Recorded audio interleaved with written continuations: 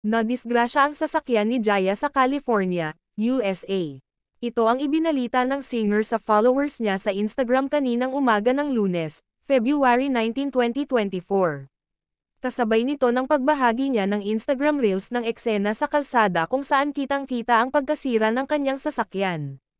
May nakasulat sa kanyang video na may ganitong mensahe, "Huwag kang matakot, sapagkat ako ay sumasa iyo, huwag kang mabalisa, sapagkat ako ang iyong Diyos.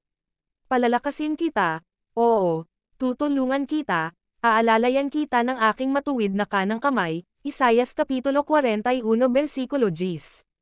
Ayon sa caption ni Jaya, papunta sila ng mga kaibigan niya sa concert ni Regine Velasquez sa Graton Casino, nang bigla na lang silang nabundol mula sa likuran ng iba pang sasakyan.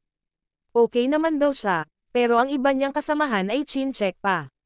Nagpasalamat si Jaya sa Diyos na walang masamang nangyari sa kanila.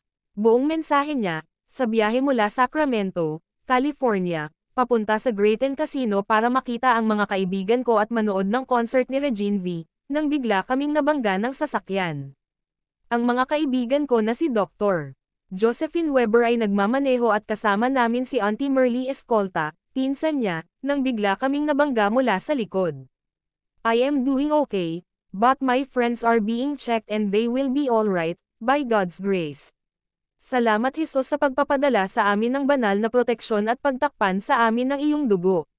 Ito ay maaaring maging napakasama. I'm glad okay na sila Doc at Auntie Merles. Salamat Panginoon sa panibagong araw.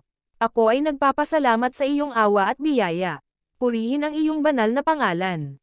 Please wear your seatbelts, sa lahat ng oras kapag nasa sasakyan ka, lalo na kung backseat ka na pasahero.